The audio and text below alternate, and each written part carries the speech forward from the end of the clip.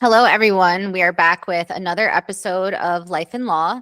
And our guest today is from Connecticut. His name is Kurt Erickson. Thank you so much for joining us, Kurt. Thank you for having me, of course. And can you just give our listeners just a little short bio about yourself, just to start off? Product of the foster care system, did a little bit of jail time, learned a trade, turned my life around, own a business, and I'm a full-time father, solo, and I do the activism and hunt and expose child predators as well.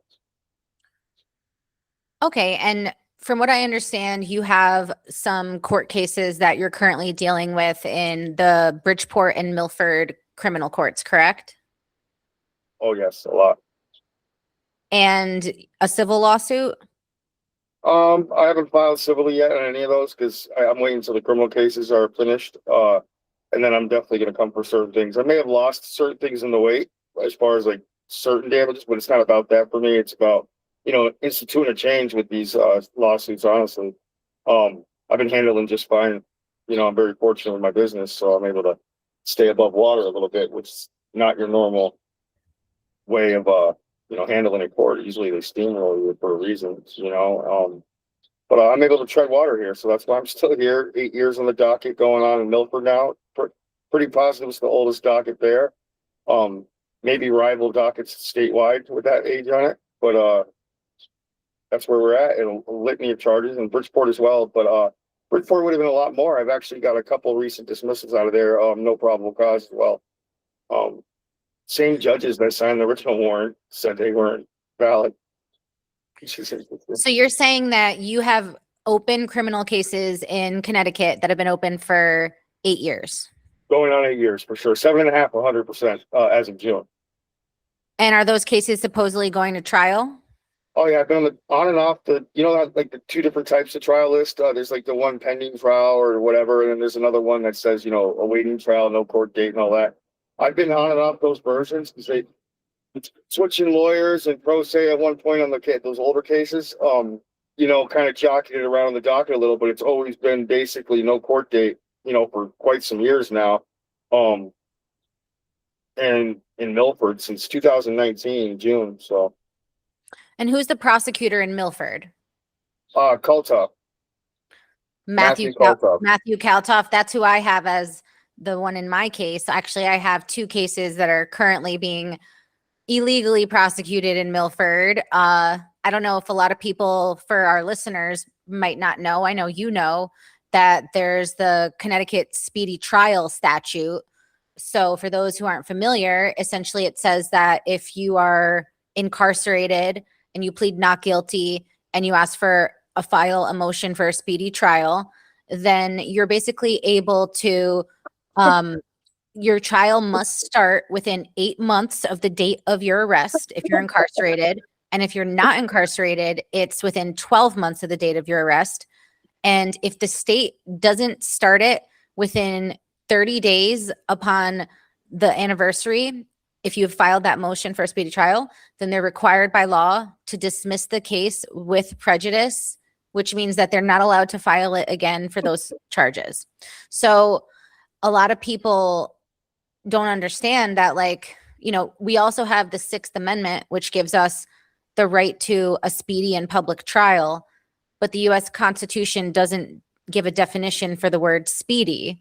So Connecticut has its own statute that says 8 months if you're in jail, 12 months if you're out of jail. Mine has been 3 years and 3 months for the first charge. And in October, it'll be 3 years for the second charge. Kaltoff is the one keeping these cases open, refusing to take me to trial, refusing to dismiss the case, and refusing to acknowledge anything that I file. And the judge is basically just 1,000% biased towards the state. And it just creates a situation where the case stays open indefinitely. And I know that you said in your case, there was delays with changing lawyers and things like that. But I also, just to interject, I had that FTA at one point in that file, and they put it on every single file clearly at one time for one day. And so I didn't have to go to court, being that I wasn't arrested for it for a while. I stalled it myself for like 8 months, 6 months, maybe at the most. And then I turned myself in, made the bails again, and then here we are still. This is years ago, though. This has been done 4 or 5 years ago. So so it's just been sitting there.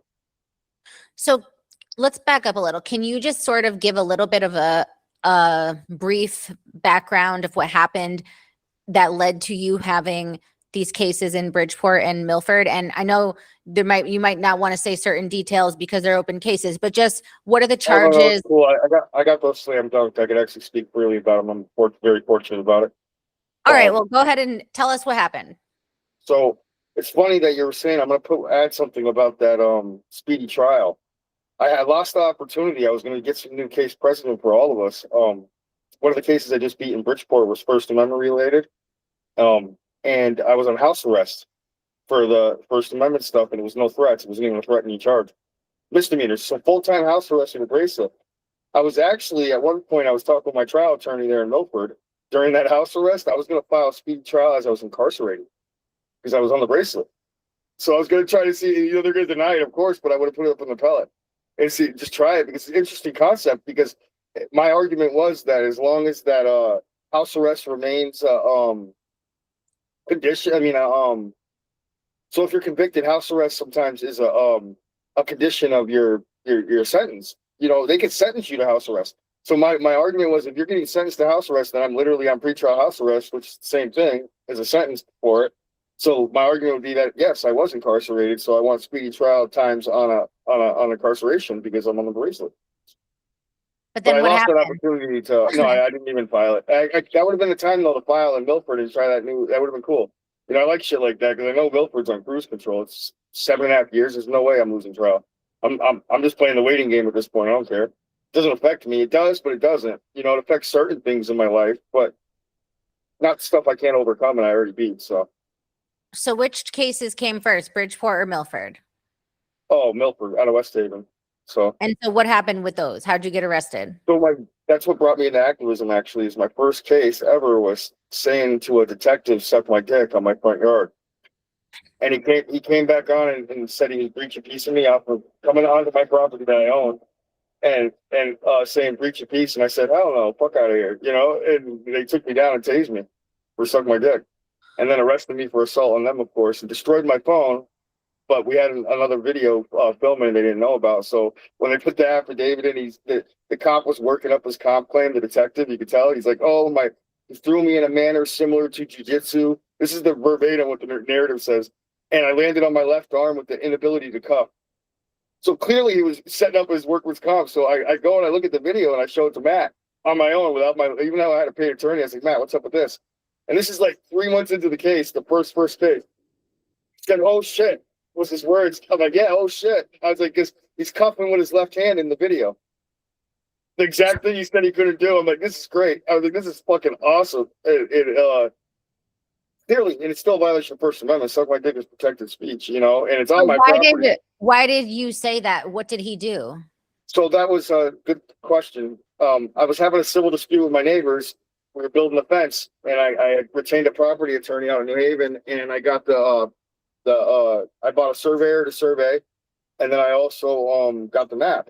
And we own 10 more feet of land and classic neighbor dispute. We own 10 more feet of land, so I'm building a fence on our 10 feet for damn sure. And I put a line up, strung it, did it according to law, preparing for the fence company. And the neighbors started calling the police. We had 6 visits in 72 hours over a civil dispute. And I got them all recorded, I was always recording then still. And sixth time they came there with the detective. And he was running his mouth. He shared videos online. We were sharing words in the driveway, and then he walked off. And then I started telling him suck my dick, and he couldn't handle it. And this was a West Haven cop? Oh yeah, detective. And so then detectives whose daughter ended up becoming famous for being a blatant racist on TikTok at one point too. During all this, it was hilarious. Like viral, millions of views. What's her name on TikTok? I don't even remember. I have to look back. I got it all documented. I got terabytes of data over the last 8 years. So basically, after this incident happened, you were arrested right on the spot, or did you have a warrant? Oh no, I was arrested right on the spot. I was kicking windows. I was going crazy. And because it was a false arrest, clearly you're not going to arrest me for that. I know that well enough. So it's free game after that. I'm being kidnapped. You know, I'm gonna act like it, and you're gonna take everything that comes with it. Especially So if then you're wrong at the when was this? What year was this? 2019. So then you get arrested by West Haven PD. You get Yeah. arraigned at Milford Court, and who's the judge? Oh, I don't know that day. You went I know through different judges. Russo's been the judge for a long time now, but it was somebody different then. At one point, I had Peter Brown there. And then you had Kaltoff the whole time? Yeah, I've had Kaltoff since the beginning. So now also that's just one case. That's like three charges. And then so what I decided to do was start doing what one would normally think works in the processes, but we all know going through the process, you never get the right answer, the answer that should be given, because they just don't do that. But so I went to the mayor's office first. Let me go talk to the mayor. That's what we're supposed to do. I talked to them, nothing. So I ended up going to city council. They were having a mayoral race, and I went to the debate. And I got up and spoke. We had the whole audience going, and nothing. Still no nothing. And they shot that kid after that. After that incident, they shot a child under the bridge. Brian North was arrested for it. Trooper Brian North. I don't know if you remember. They shot Mubarak Solomon under the bridge. Oh, I think I remember.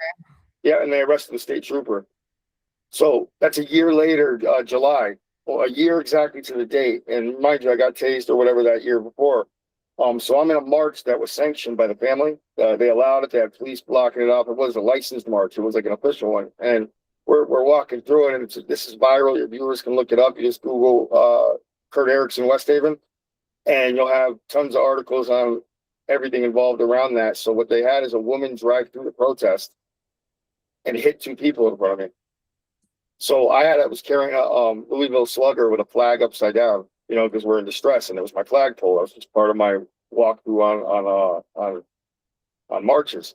I'm not swinging there or anything violent. It's just pure Americana in my opinion. Louisville Slugger, American flag, upside down, because we're in distress, of course. And so I go after the car. We all do. And the woman gets out, calls whoever. It looked like she called, honestly, somebody like nearby, a cop. She had a blue light sticker on her car.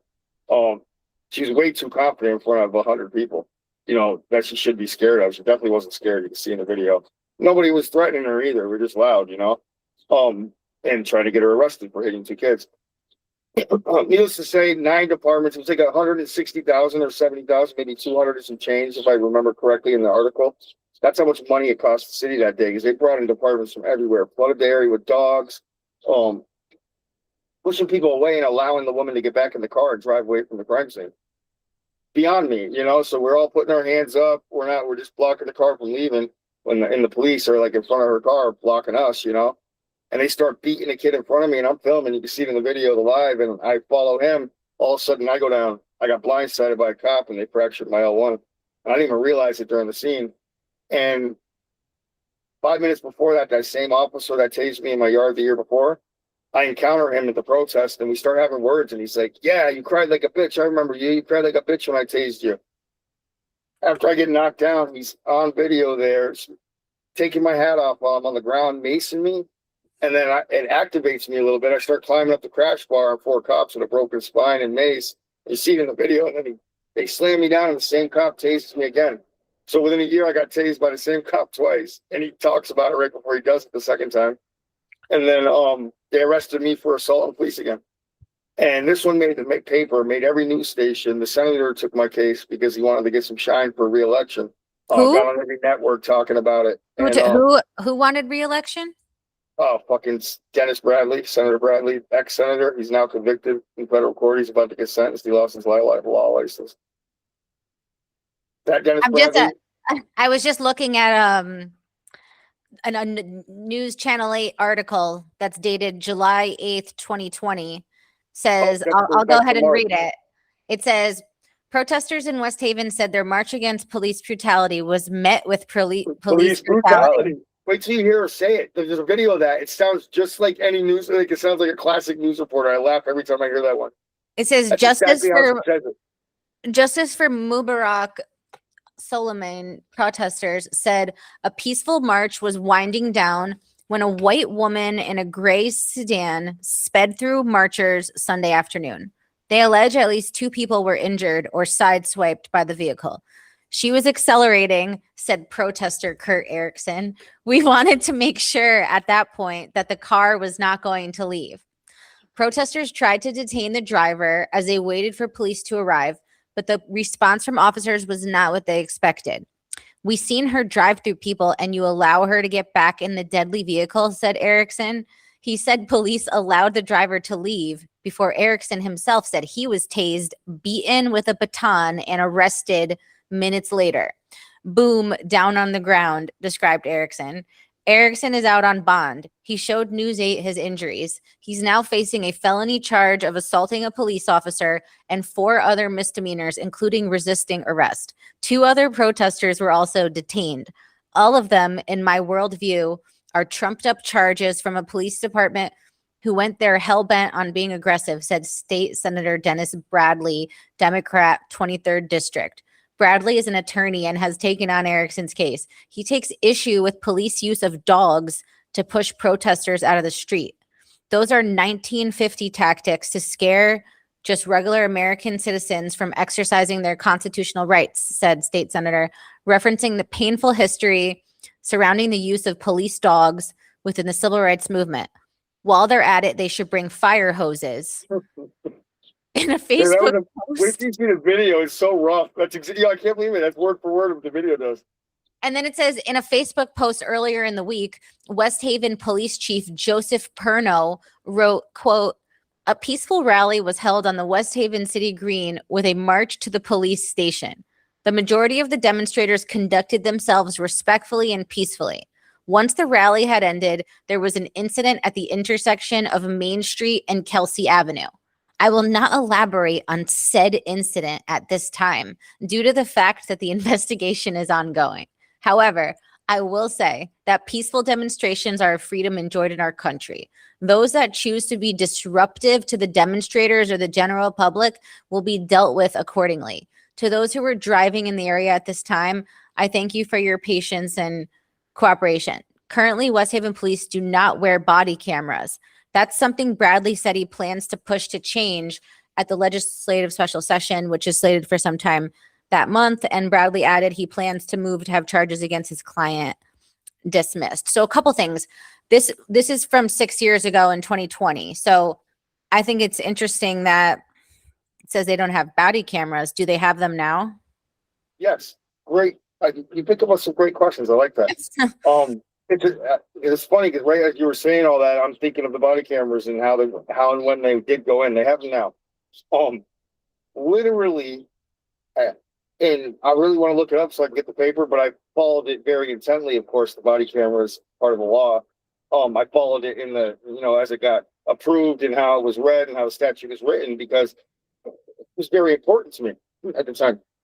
So out of my recollection, which is pretty much our point, they're either the last one or last of 2 departments that instituted at the past the buzzer. So they gave everybody in the state a date to have them because most departments already had them at that time. Honestly, a lot of them, major ones, and even some of the smaller ones. But West Haven went past the deadline, and another one did, and they were extending it in the House, and they also trying to crush the bill still on the back end or added like a provision where they didn't have to have them. They finally got them, but it took a long time, like 23 or 24. They ended up getting them. Way past those laws were passed in 2020. They were trying, they put them in right away, and it was like a year window, and they stretched it for sure. And was there any penalty for them? Oh, I didn't look into that aspect. I actually been, since I've been on autopilot and cruise control with all the charges in Milford, and being on trial forever and just accustomed to it. I stopped messing with them. I believe I should start pressing the gas a little again over there. Because 7.5 years, Christ, my star witness, Chief Perno, might be dead by the time I go to trial. Like, he's my star witness, and I got to tell you why, because there's still more charges than just that. So it was a campaign against me after that, for sure. In West Haven, because if you look, there's way more dockets over there, and it's all from West Haven, that I'm also on trial for. So after that, if you don't mind, may I say the next part of that? Yeah. So I went from that incident, making bail, this and that, advocating, doing a little more. I was like, let's go pamphleteer the chief's neighborhood. That's protected speech. Watchtower versus Stratton covers that Jehovah's Witness case law, and we can pamphleteer. So I'm not soliciting. We're not violent. So, but it's very, very effective. So I print up pamphlets. Sergeant Stratton, he's actually, I think he's even higher now. He was promoted to sergeant, and he had just had a lawsuit settled against him for blatant racism on the radio that got somebody killed, like a $3 million settlement. He was making fun of like Indian heritage or something weird on the radio. In the 3-minute time span, he could have been responded, and she was shot and killed. She was a domestic violence victim, and she knew he was coming. The husband called her, said, "I'm coming to kill you," and she called 911, and this cop decides to get on the radio and make racial slurs instead of showing up. So, long story short, the chief promotes him for it. It's called shit canning in the police industry, and they promote him to sergeant. So I went there with the pamphlets, and with the wording, Chief Colonel promotes racism. It's fact. He promoted a racist. That's like, it's factual paper. There's paperwork on it. So I went through. He couldn't handle it, and this is where their case blew up. Here's where they couldn't go to trial on anything. It didn't matter if I was guilty, mind you. I could be guilty of some of these driving offenses I got because they kept targeting me, but I'm still was targeted. So there's a gray area there. And the reason is Chief Colonel was the star witness on everything after this incident. So I pull up to his house for pamphleteering. I say, we have for my organization, Citizens Opposed to Police States, Cops. It's an organization I started in 2020. And we read a statement from our organization in front of his house, and then went door to door with the pamphlets. He pulled up. One of the famous quotes is, "You don't have a First Amendment." He's screaming at me. He's chasing me around. So you don't have a First Amendment. It's going to be fuck you, Kurt. Fuck me. It's going to be fuck you. These are verbatim his words. And I'm like, this is amazing. And he challenges me to a fight at one point. He says, "Come on, brother, bring it on. I'm right here." I'm like, oh, that's a crime. That's literally fighting words. Like, you're literally challenging me to a fight, and that's the verbiage of breach of peace, And so I was like, man, I filed on him an investigator at that point in Milford too, for charges. But he said that. He said a couple other things. Made fun of my broken spine that his officers broke. Things that very, very much damage any charges coming out of that department against me, honestly. And what do you mean it's going to be fuck me? Is that retaliation? Why was I charged X amount of times afterwards at certain events? So that's the pickle they're in Milford. And the only candle they got over there right now, and it's not even a candle, it's nothing. They don't have a light at all, it's extinguished. But Matt's Talltop's big plan, well, it's out here now, Matt. Your big plan, we know what it is, it's not on record yet, but your big plan, what you've stated is what? It's for him to go to trial on my failure to appears only. All those other major felonies, 90 to 100 years of charges that I supposedly did, all these assaults on police, just wiped off, and he's going to go to trial for the failure to appears with no charges to support that. And he has to recuse himself. He knows he has to get off the case because he's a witness in it. That's his plan. That I called and told him I had child support obligations, that I couldn't be there because I feel like I'm going to go to prison. Well, that's not how the statute for FTA is written, unfortunately. That's still a losing argument, buddy, because it says I have to willingly miss court. And you know what happened the day of my court date there for the FTA? I filed a official continuance through a defense attorney. She happens to be a federal prosecutor now. Susan Red filed a continuance, and they ignored it. So that's a default. You have to at least acknowledge it and say no. They didn't even. They ignored it. That's a big boo-boo. And also, it shows that I was willing. I was making a willingness to do what I had to do, and things that changed since that other phone call to Matt that he's hanging his hat on. And the fact was, and I have medical paperwork to bring to back it up. My back went out again. The same spine that they fractured. My back, I have probably back issues now. 2-3 times a year, for life. Usually I'm pretty decent, but it gets me. And one of those days was that, and I couldn't move. I called. I made all the due diligence efforts I could. I tried to file it on my own. They wouldn't allow it, so I had that attorney do it. That shows a willingness to try to, get there and let you guys know. Matt is so unbelievably corrupt. Like, I don't know if you're familiar with I think it's a Fernando A hearing, but basically it's based on Supreme Court Fernando A. I don't know if you've ever, what that is. So basically, for those that don't know, it's basically in Connecticut. If you like every state is different when it comes to these type of things with protective orders and stuff like that. But Connecticut has a system where if you get arrested for any kind of charge, like that involves somebody who is considered family in some way, whether it's someone you share a child with, a former spouse, even if you live in the same building and it's somebody who is your neighbor in the apartment building, that they will label any crime as domestic violence because they'll slap that label on there, even if the charge has nothing to do with DV. So like you can get charged with larceny or something like false statement to police or misuse of 911, something that has absolutely nothing to do with DV, but because the person who called the cops on you is your ex, or because it's your child's mother, or because it's somebody that lives in the same address as you, now Connecticut will say, oh, now it's DV. So what do? They make your arraignment 24 hours later. You don't get time to hire an attorney or have consultations or seek legal advice. You immediately get thrown to your arraignment. And as soon as you get arraigned at your arraignment, they issue an automatic protective order.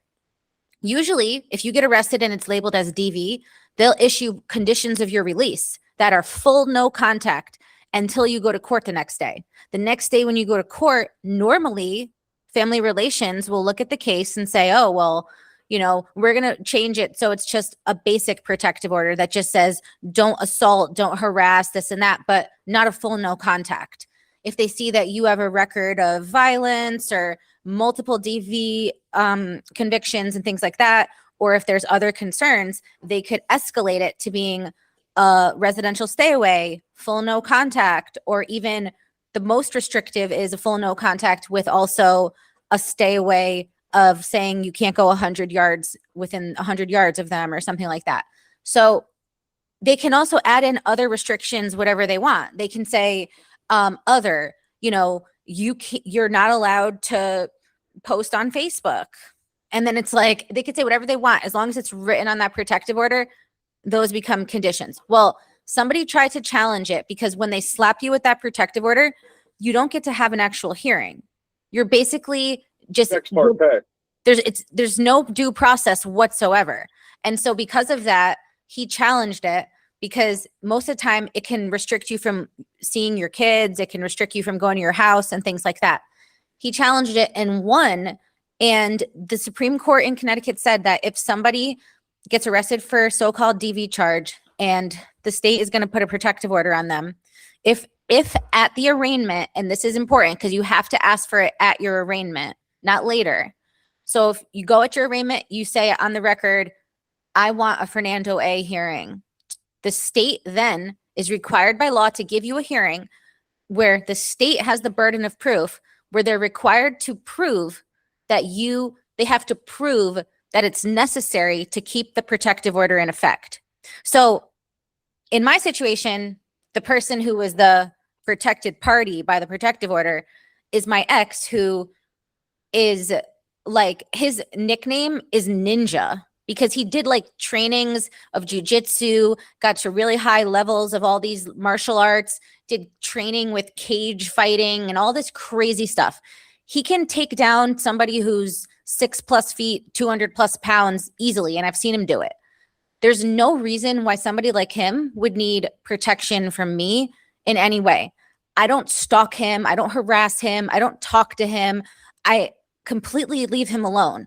But he stalks me. He watches my social media from fake pages. He harasses me. He sends me disturbing, inappropriate messages in writing and like all these crazy things that point to him being abusive and me needing protection from him. But they tried to put an automatic protective order protecting him from me. So when in my first arraignment, I didn't know that you could ask for that. So when I got arrested by Milford PD, like 6 months later, I got charged with felony violation of protective order. Milford Court put another protective order on. So now instead of having one protective order, now I had two protective orders. The same person had 2 protective orders protecting him from me instead of 1, and both of the protective orders were identical. They both said the same exact thing, except there were just 2 of them. So instead of getting 1 felony charge, now you get 2. So I was like, I want a Fernando A hearing. And then the prosecutor was like, oh, you don't have the right for that because you don't live together. And I'm like, I do have the right for that. The law says that anybody who requests it has that right. And then they're like, okay, fine, we'll give you one.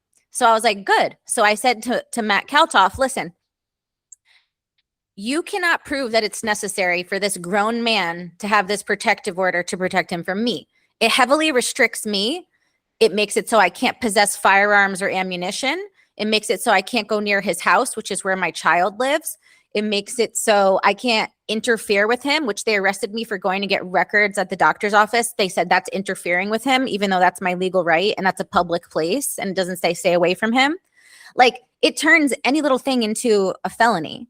And so I said, this restricts me so much and it's unnecessary. So I'm like, I want my hearing. They're like, okay. So as soon as they scheduled the hearing, I started filing like applications for subpoenas to subpoena like the police officer that arrested him for a risk of injury charge, risk of injury to a minor, and all these other things that would prove that he's like abusive and dangerous and that this whole prosecution is a sham. So then Kaltoff calls me and he's like, listen, we're going to cancel your Fernando A hearing. And I was like, what do you mean you're going to cancel it? I had subpoenas granted. I've been preparing for this hearing. It's my legal right. I was told I'm going to get it. I followed withdrawn his protective order.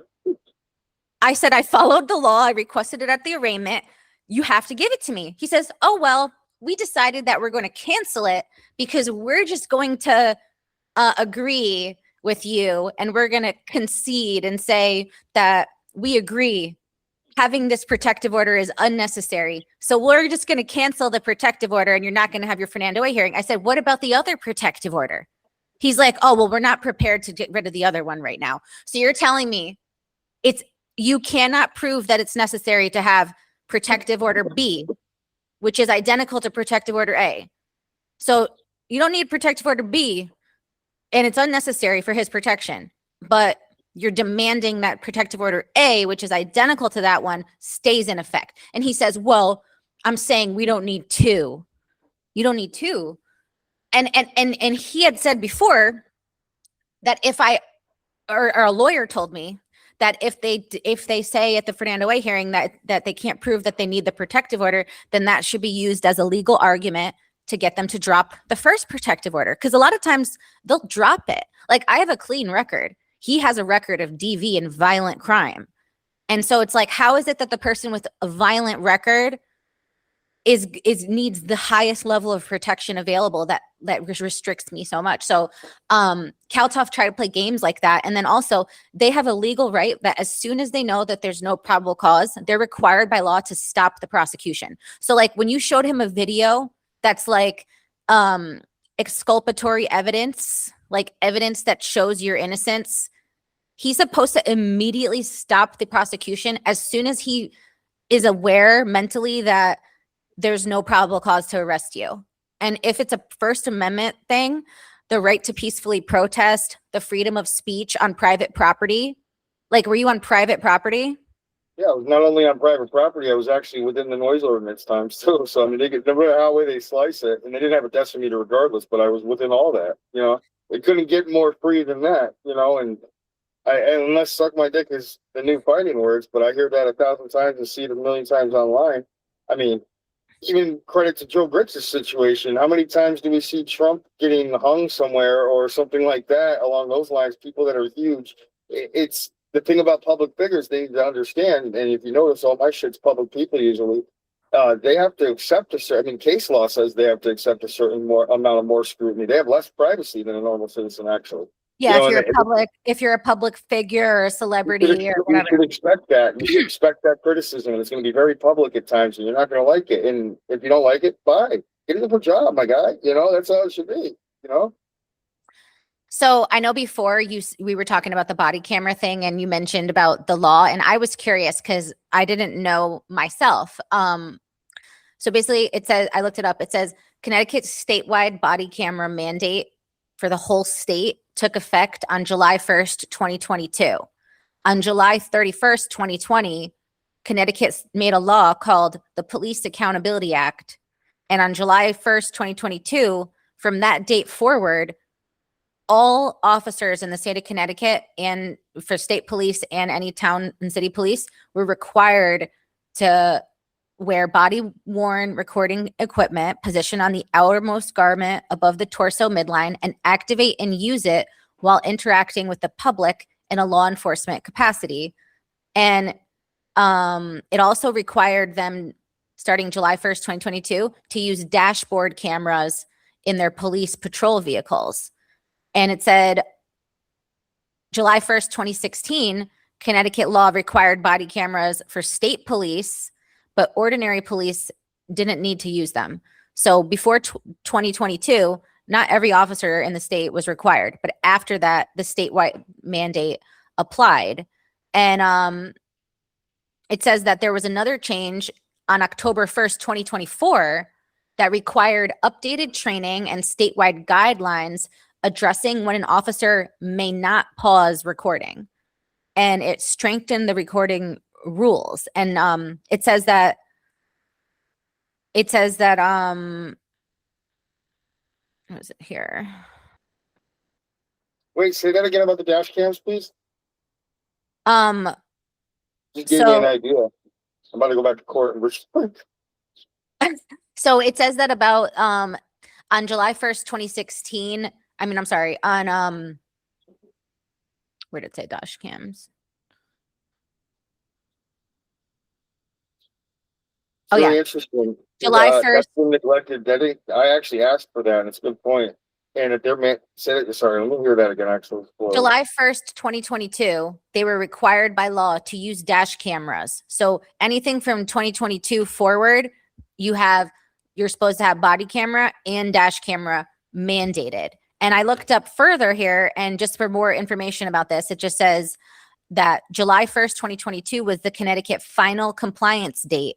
On that day, under statute section 29-6D, requires that every police officer in Connecticut must wear a body camera when interacting with the public in a law enforcement capacity, and use a required dash camera in every police patrol vehicle. Nice. And it says that there was no grace period after that, and that on July 1st, 2023, they added statewide compliance reporting requirements, and in 2024 required the POSTC's guidelines and officer training to address circumstances in which the officers shall not pause the recording because they keep turning it off. And so it says policy, I just discovered that up in Waterbury with Grossman, your favorite judge. I smoked her on it. I walked in there with the Waterbury PD handbook for their policy, not even the law. So I'm just going by their policy, and it's funny you're saying that. They probably obviously added it because it was revised newer this last year. So it's, I mean, probably beginning of this year, or no, it was last year. So 2025. So they already had made that law about that to the post, which is the police officer training, that's their certification statewide. So they required all these departments most likely to add that policy, and it was in there, and I found it, and that's what helped me with the Waterbury case. I was door to door knocking on letting people know about the kidnapper that was living next to them, and they arrested me for breach of peace, so I wouldn't get my ID. That's the only reason they were mad. And we were just walking around like normal, so we breached the kidnapper's peace, me and my partner. They said, and I went to trial real quick, and I brought in that thing because there was body camera silenced and missing. You can tell when they turn it off and stuff. And I was like, it says there's exceptions, but I don't see the exceptions here happening. In the video, and they ended up with this. They dropped everything down to a ticket, and I went to trial on the ticket and had like a 3-hour trial on the ticket and won 3 out of 4 elements. Wow. Yeah, this is crazy. Like it looks like also they added some more things with them, because it says that that they have to have, as of the May 14th, 2026 version of the post, it says that they must activate their camera for motor vehicle stops and pursuits, motorist assists, statements and interviews of suspects, witnesses, and victims, prisoner transportation and processing, foot pursuits, incidents in which force may occur, arrest and search warrants, dangerous or unpredictable incidents, and other direct individualized law enforcement contact with the public. It also requires other officers arriving at the scene to record, not just the first officer. They're not allowed to turn it off. The current policy says once the camera is activated, it must remain activated until the interaction was concluded. Specifically says they may not deactivate during interaction with public, but Milford did like 10 times. And it says that limited exceptions. Look at that. You're getting more ammo for your side now too, see? It's good. Yeah. And then it says, can they mute the audio? Yes and no. There's different times. I know there is. I didn't look at that one, but the way they wrote it in that policy book, I know it came from you know what I mean? It came from some kind of law for sure. So I would presume that they're following it since it's specifically written, you know. There's times when they can use it to a victim that's sensitive, things like that, you know, conversations amongst the higher ranks or officers, which I don't believe should be. They allow situations like that where it could be turned off or quieted. Yeah, it says like some exceptions are like they can mute it before the interaction has concluded only when the officers are not in personal contact with a member of the public. So example is if they step away from everyone involved to discuss protected tactical information or another matter, but they should not mute while speaking with you, questioning you, detaining you, searching you, taking statement, or otherwise interacting directly with you. And it says about, I also looked up because if you ever notice those Axon, which is the ones that in Connecticut, they use that brand Axon, AXON. It said they're like, I got a whole program with them because I have to get some big body cameras. Okay, well, do you notice that in those ones when it's not edited, the first like minute is muted? You notice 30 that? seconds. Yeah, so Okay. what it is that's pre-activation. So when they activate the body camera, it records 30 seconds before with no sound. Yeah, it says here that That's how I can beat my Bridgeport case for suppression if I want, but I'm actually trying to beat on the merits that it wasn't a firearm because I'd rather go pick up my device that they seized from me. But I do have them on the gun charge no matter what because of that very reason for the body camera. So what it did is it caught the cop, Officer Socia. It caught the first 30 seconds before he activated it, and it shows the CAD computer in his car while he's driving. And on the CAD, my name and information is already pulled up, right? So clearly I'm on there and on his radar for whatever reason. Then he sees me in traffic. You see it seeing me in traffic after my name's pulled up. And then he pulls me over for the traffic infraction. So his affidavit for arrest, you know, the arrest paperwork on the gun charge, it says that he watched me commit a traffic infraction, then pulled me over. He was on normal, regular traffic duty. And it's clearly targeted because why was I in his computer before he seen me in traffic? yeah. And it's not like he ran your plate. 100%. So clearly, because what I was doing right before that, I have a live video with a couple thousand views. I was helping a mother file a police complaint at the Bridgeport Police Department against a Bridgeport police officer that has one of those guys with the civil protective order against my speech because I exposed him. Officer Soria Kamara, he's been at Barrows hearing. He's been unbecoming even on their own system. He has all sorts of stuff against him. And so we were filing this complaint. Hold on. We were filing this complaint, and they seen it clearly. My dash cameras in my truck, I have like 4 cameras, and they're rigged up to 4G. So I get instant alerts when there's stuff going on around my vehicle. And cops snooping around it while I'm up there at the police station, you know, and my car's downtown. So I'm like, cool, whatever. And I go down, I'm hanging out, and then I pull off, and that's when they pulled me over at the corner. You see him racing up to me. And even in his own video, he races up and stops and waits for me.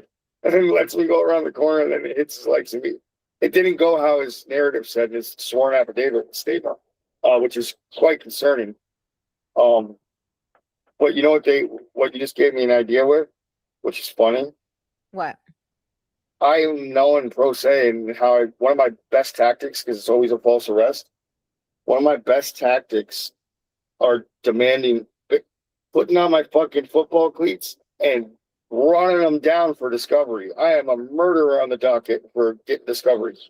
And so much so I've had to do motion to compels because they're just playing kick games.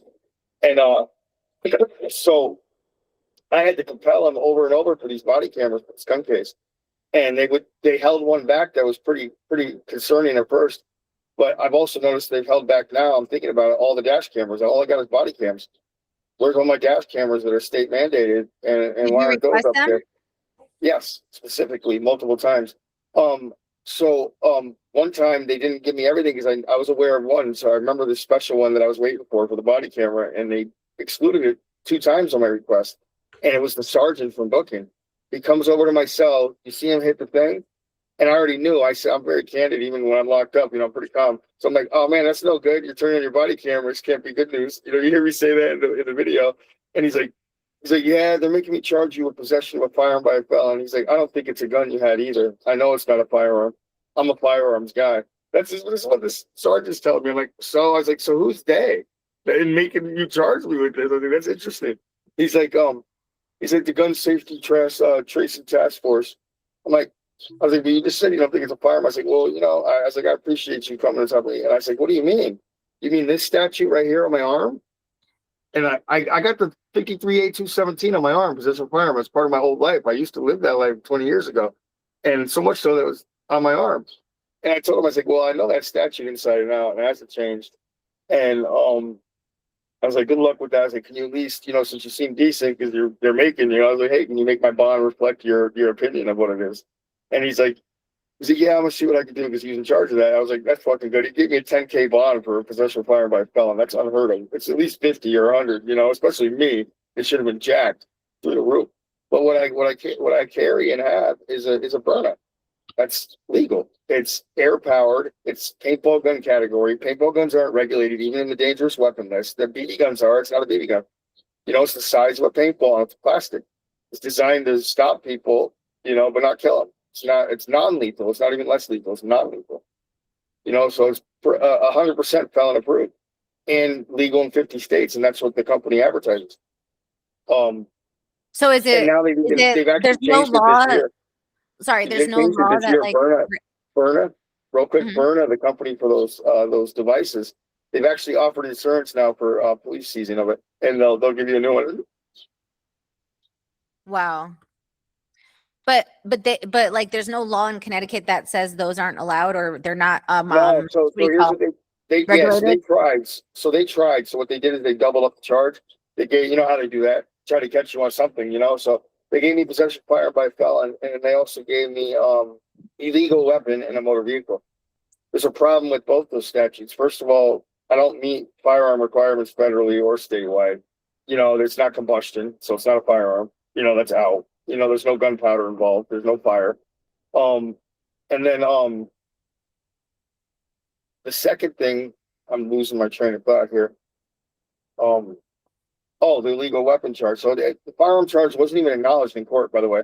They didn't even entertain it. I mean, they're keeping it on there because it's part of the docket, but they haven't entertained that. The offer on the table right now for illegal weapon they want to give me is no time in jail and essentially like a nollie type. It goes away in a year. So it says that you have a conviction that was found guilty in 2023 and that it has an unconditional discharge. So what did they tell you that unconditional discharge means? What? It says larceny in the 5th degree.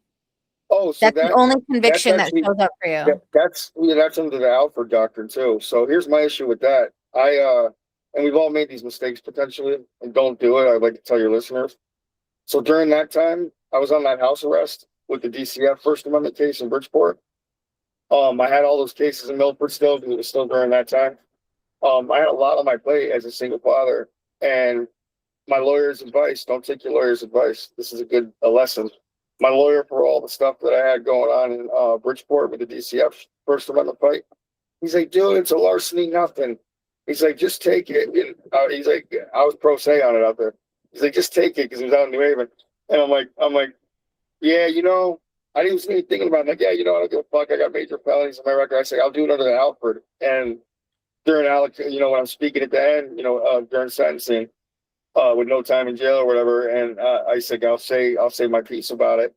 And I'm gonna get the transcripts now for that. It's a good idea. I never got those. But what happened, long story short, with that, I'm not a thief. This was a contract dispute with a customer. is a civil matter with the same victim. So I was forced, I made a payment and I fled into the Alfred just to dispose of it. I think my beauty with that, honestly, is under the Alfred, I think I could go back and open it. So what about you had And I, you know another? that? I don't know.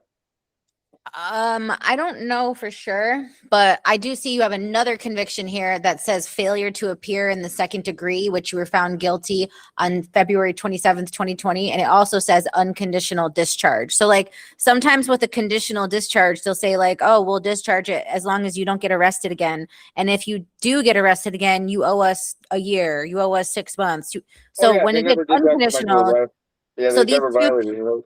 so these two convictions, when they told you an unconditional discharge, did they say you would owe time to the state if you got in trouble again, or was it just getting thrown out? It's basically getting thrown out. I don't know what Getting the thrown FTA out, was. Was that the same? Where was that at? I keep seeing that Bridge pop up actually. Bridgeport. In 2020. You were arrested on February 4th, 2019, and sentenced on February 27th, 2020, in Bridgeport. You were arrested by State Police Troop G, and your offense was failure to appear. And the other charge, you were arrested on September 15th, 2022, sentenced February 23rd, 2023. Larceny fifth. So those are the two things that show up as convictions on your record currently. And then if I look up pending That's so cases, weird. 'Cause I'm trying to remember that one. I should go back. That has a docket number attached. yeah, if you go on pending How cases, do you I, can, like, see, my thing I is, can how did I get a share. conviction for FBA? Where's the charge for that? Hold And on. what was the charge? The controlling charge. You see that? Yeah. Okay. What I'm saying is, Look. wouldn't there be a controlling charge? That's weird. Oh, no, that's not you. That's someone else. This is it. So failure to appear, second degree. Can you screenshot that and send that to me? So I got the docket number. I'd love to see the transcripts on that. I do remember something like that. That's so weird. But what was the FTA for? I was already on charges for Milford. I You didn't tell have the- me. I didn't have the, well, I didn't have my Bridgeport issues yet. I know that. There's so much there. Go look at my open cases. All right. So hold on. So this we have here. So like I said, here it says unconditional discharge. And then this one here, unconditional discharge. So then now, let me switch to this one. You have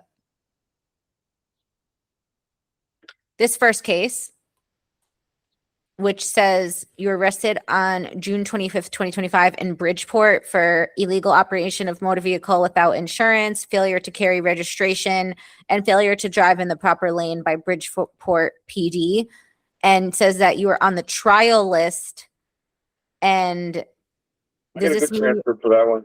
it says trial list date April 29th, 2026, which already passed. So that's not been scheduled for a trial. No, they're thinking around fall. They were telling me, Stango was telling me, Judge Stango. Is it, look, you know what's crazy about me and Judge Stango? First time I went into court for the gun charge, he's the gun court judge. You know, he was a prosecutor in Milford forever. He's been there so long, he's aware of my cases in Milford, like intimately, you know, because I've been there for so many years. He walks, Mr. Erickson, he's like, I know you from over there. It's all on record. They offered me a great offer if I was guilty.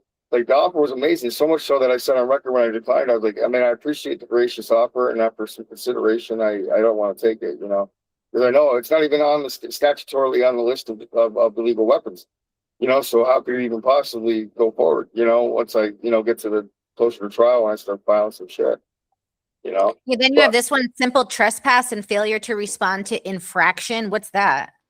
From West Haven PD? I got trespassed at the chief's house for when I was pamphleteering. I got a warrant for trespassing. After that incident, he chased me around. We had a little conversation for an hour with mad cops there after he showed up. Then And you then, got they Bridgeport charged me Police. with trespassing, even though I never went on his property. Then on 6/9/19, you got arrested by Bridgeport, interfering with officer, assault, PB, safety, EMT, transfer, whatever, breach of peace, and failure to appear. So was that assaulting a police officer? What year was that?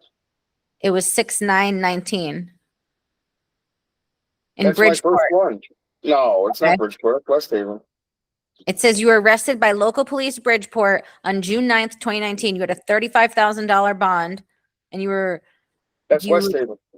well, it says arresting agency, local police Bridgeport. So, No, well, they're wrong. That's crazy. That's the case. That's 6/9/19. That's the first case in Milford. well, the clerk's office is not that bright over there. Then we Yeah, that's got my first. this That's the one. first case. That was the first case for Milford when I sucked my dick. Yeah, and then this one, 7/5/2020. Was that the day of that protest? Bridgeport Yeah. police. But why does it say Bridgeport? Wasn't that West Haven? That's really weird. Why is all that saying Bridgeport? See, this is what I mean. It's all jacked up. So you got again I've never seen it like that. It usually says Milford. I have riot, screenshots to prove it. riot, second degree. I love how riot in the second degree is a charge. Inciting a Carrying riot, yeah. carrying a dangerous weapon. No, it doesn't The even bat. say inciting a riot. It says riot, second degree.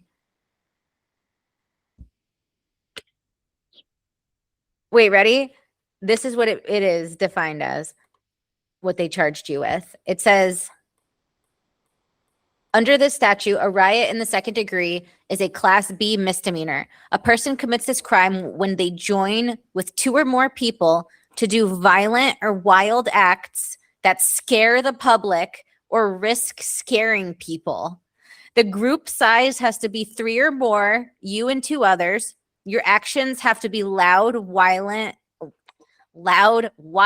and violent behavior in public. And your intent has to be doing it on purpose or acting very carelessly, creating a big risk of public fear. And the max sentence is up to 6 months in jail and $1,000 in fines. So that's different from inciting a riot. The inciting a riot is you are getting other people to go do it. This charge that they charge you with means you actually were the one doing it. I'm the ringleader of the You're RICO. the one doing the rioting, not inciting the rioting. Let's see what else you got here.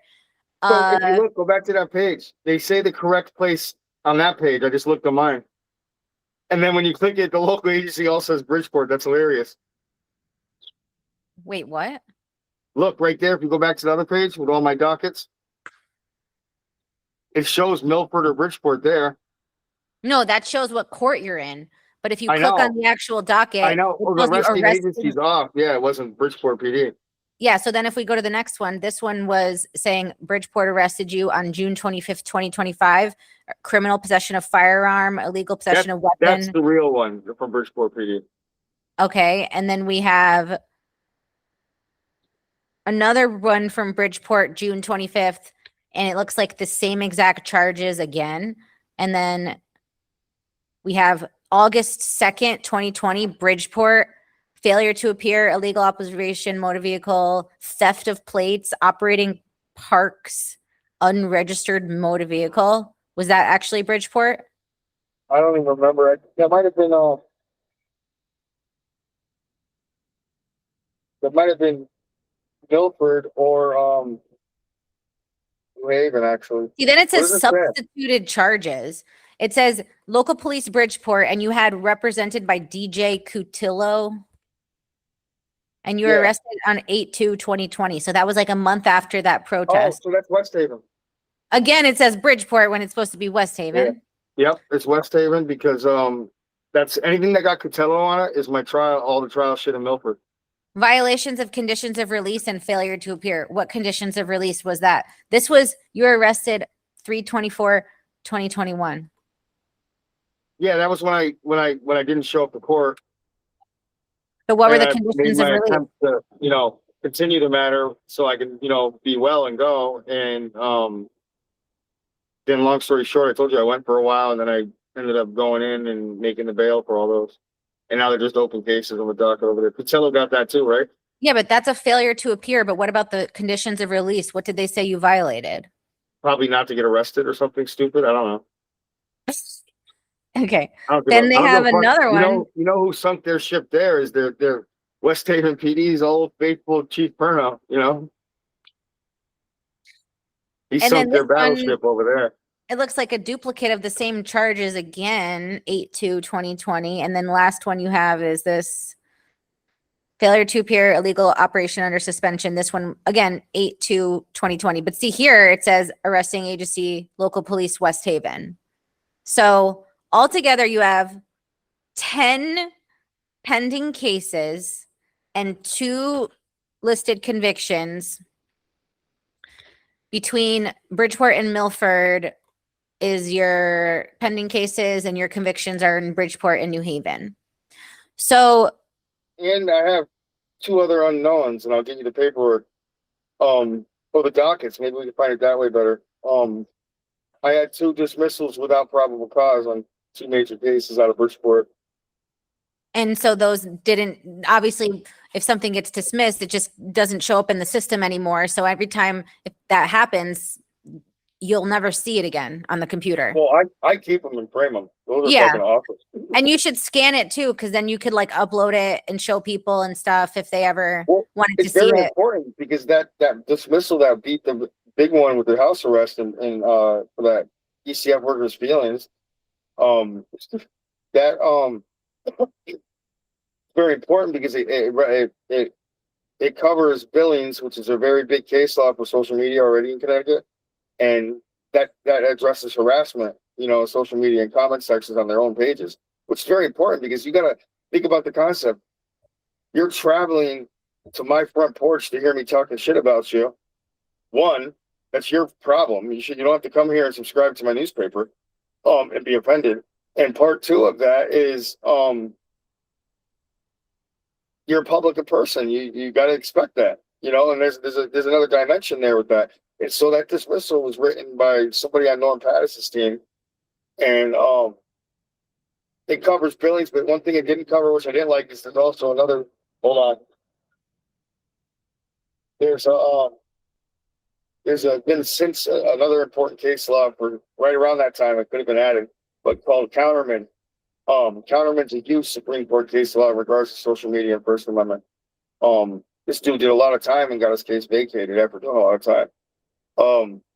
Unfortunately, it sucks. But that dismissal's rock solid, and like, so my dismissal would be case precedent.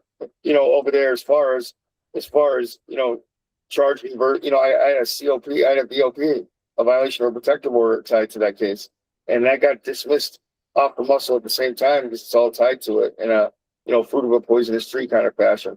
All that got dismissed in one foul swoop, all for posting this person on social media. So circle back, dismissals like that are important. That could be applied. You know, you can cite Billings now, you can cite this, you can count. Now, if you're in that actual court, it's even better. Here's court case president over here in this court by Honorable, you know, Judge Reed or whoever, you know, and you can cite things like that. It means something and hold some weight, you know. It's important, and that's why I think anybody that gets dismissals, especially with no probable cause attached, those things should be framed and reused. You know, You know what this is? that looks like some sort of protective order. I think it's interesting because I don't know if I told you, I have a friend who she had a similar situation where she commented on some public post by the police, and then they went to the court and asked for civil protective orders. So this is what you sent me. So I didn't want to show the name and address, but I'll just read from the affidavit. So this says on June 24th. No. On June 24th, 2025, I, Bridgeport police officer Kamara, lawfully towed a vehicle. Wow, this person has the worst handwriting I've ever seen. This is very interesting, real quick. He's actually telling the story of what I just told you about. That's pretty cool. I'm glad you pulled that random one up. That's the complaint I was filing for the mother. This is the cop. I want you to look at what it says here. Any false statement is under oath. This is under penalty of perjury. So if they lied in here, it's a felony. But let's read it so people see this. Okay.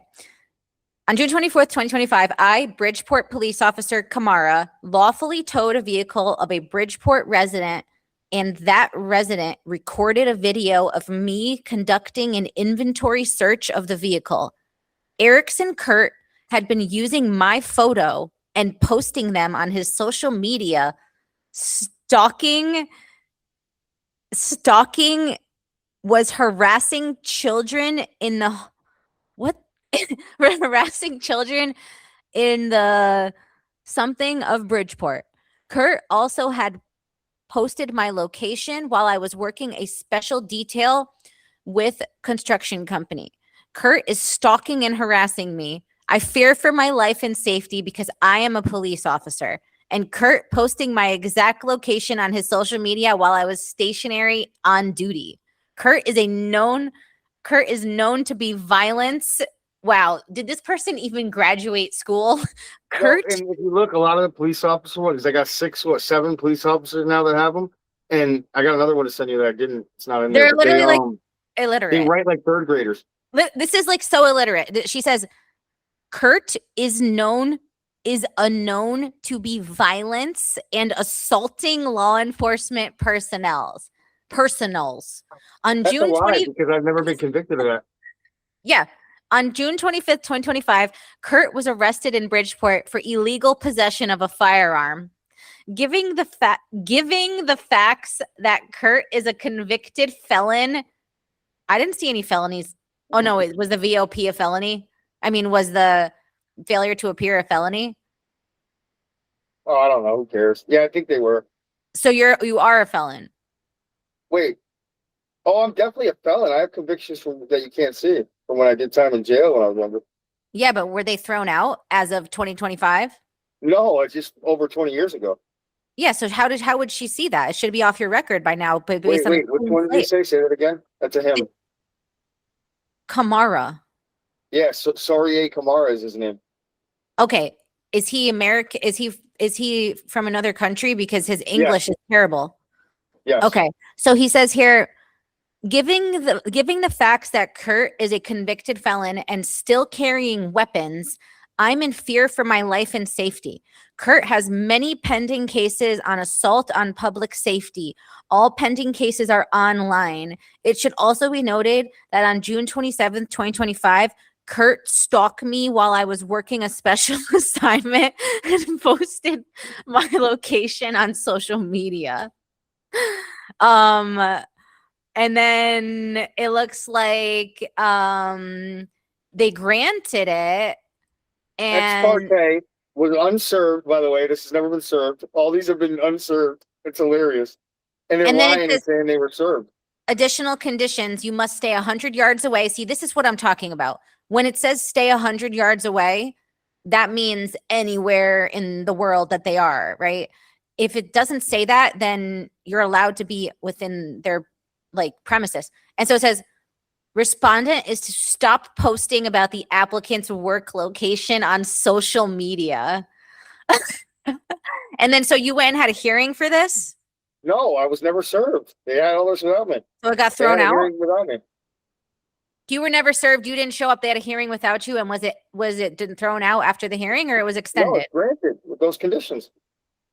It says, wait, and then it says that I'll have to block out the info here and edit this. No, but you can keep it all. None of those. I haven't lived in those addresses in over years. I know, but it doesn't matter. It doesn't matter. They'll get taken down off the platforms. But okay. Here it says that on. You're from East Haven? No. Oh. I lived there for a little bit. Yeah, it says here, civil protection, motion to extend civil protection. He filed this was the other day, June something, 2026. And then it says you had a hearing July 8th, 2026 in Bridgeport. Did you go to that? I wasn't served. Yeah, I was unaware of this. It says here, he filed this motion. He says, civil protective order was entered on July 2nd, 2025 against the respondent. The facts and circumstances that were the basis for that order still exist. I continue to need the protection of this order because, and he wrote, because Kurt likes attention and showing up at officers' place of work and homes. He also drives around and posts officers' private duties location on his social media. A lot of officers in the state of Connecticut has an active protective orders against him. Who's that? The same guy. Kamara That's Soria Story. Kamara? Yeah, he filed this on this year on June 10th, and they gave him or June something. Then they gave him this hearing July 8th, 2026 at Bridgeport. And then this is upside down. I don't know what that's supposed to be, but Oh wow. I didn't even know that I had a second one from him. That's great. then he filed to extend it, but I don't know if it was granted or not. It says see attached here. Oh, here's another one. Detective Albert Palettiello. Yes, so you want to hear about that one? This is great. You really want to hear the quick back? Asked for protective orders on you. So listen, this is even better. You ready? So this is recent.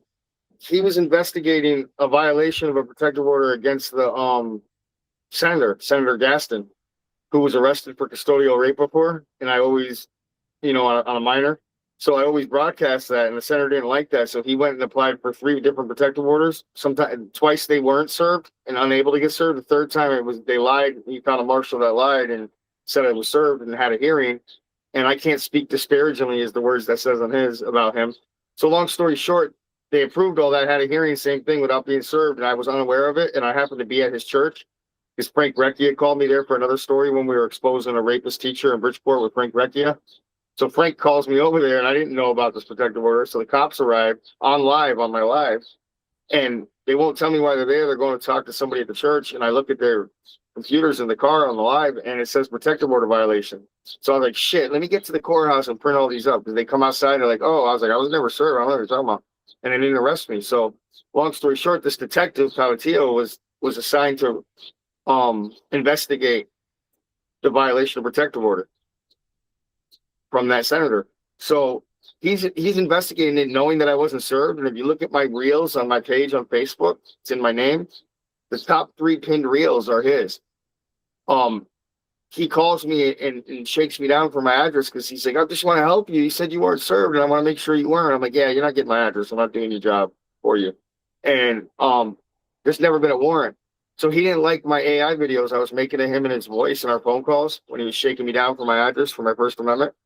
So I made those videos that are pinned, and he went directly that day and filed that protective order request. And they also didn't serve me. He put it to an address knowing I didn't live there after investigating it. Yeah, but then was it granted again after the hearing?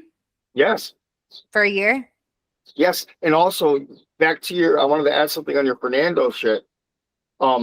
Fernando's pretty great. You know what it actually started doing, right? Since civil protective orders are kind of new, relatively last 7 years or whatever. Mm-hmm. When they built that law for that, they included a Fernando clause in that alone, even though it's not domestic. And that being said, is the ex parte issues of civil protective orders. If you look at it, they give you 14 days. You have to see a judge and have a hearing, to defend yourself within 14 days. So that's like a Fernando add-on, at that time. Without it being Fernando, it's just part of the procedure. Well, the difference between this and what the state's doing in the criminal side is, sorry, like you see, they have to fill out an application. They have to give an affidavit explaining why it's necessary. So the difference between the civil side, which goes for, they call it a CPO, civil protection order, or a TRO, a temporary restraining order. If it's somebody family related, it's a TRO in family court. If it's somebody that's not your family and doesn't live with you, it's civil protective order in civil court. But the process is the same. You have to prove that it's necessary, and then it gets issued. In the criminal court, it's the opposite. It gets issued, and then if you ask for Fernando, they have to then prove it's necessary. If you don't ask for Fernando, it just stays in effect, and there's no due process. So it's kind of scary when they can just slap you with this order and it turns anything you do potentially into a felony, and they don't have to prove anything or show the requirements. And in Connecticut, it became easier because in 2021, they enacted Jennifer's Law, which made coercive control. If you can show coercive control, not just the risk of physical harm, you can get a restraining order. When in the past, you could show that the person is literally keeping you locked in the house all the time and all this stuff. But if there's no risk that they're going to hit you or physically harm you, they would get denied. Now you can use the coercive control. But see in this one, He says a pattern of harassing, intimidating, and threatening conduct directed at police officers and now directed at my family and me. And he says that you posted pictures of his residence, publicly disclosed his home address, and posted photographs of his wife on your Facebook page. He believes that your actions were directed because of his role in investigation and you wanted to harass, intimidate, and retaliate against you. But here's the thing. How did he even see these? Was he just going and checking your page? Like, I guess. He did and this. On top of it, that's a lie. So it's a stretch of the facts. What he just did there. I want to disclose it to you, but I got to do it privately, I believe. Because I'm like, oh, I can say it actually because that's why it's protected there. Nobody told the public about any house that's his, and nobody told anybody in the public on those videos and recordings, if you listen to them, that his address was mentioned or disclosed. And you can look at it. You can go watch those. It's not a lie what he said. So I don't know if you can read between the lines. Are these cops putting the police department as their address? Yes. And they almost didn't serve when I served mine the other day on the cop that's harassed me, my daughter online. They almost weren't able to serve her. Thank God, I was able to direct her at the right timing so that where she was at, from my intel. And I got to serve her at work because she didn't want to serve her at work. But there's procedure for serving officers at work. So I already pointed that marshal in that direction, but she just was able to catch her at the right time at the front desk and served her in hand. You can't argue that service, which is great. So this one is from Parada. And she says, in March 2025, I was involved in an officer-involved shooting as I am a Bridgeport police officer. Kurt Erickson has nonstop posted pictures of me with bullet holes in my head, made weed packages and T-shirts of me, and spread fake false news. This has been occurring for over a year as he is obsessed with me and makes me fear for my life. Kurt Erickson recently made an AI-generated fake video of me talking. He will not stop posting and harassing me, making false claims against me and my family with my last name. I request he deletes said harassment and stops posting and mentioning. And then she said, I request the court also order these other conditions. Stop posting me on social medias /news. Stop posting you on the news. And they approved it ex parte. And you had to stay 100 yards away from her. And I was never served. You want to hear what happened with that one? What? I actually might have it handy right here.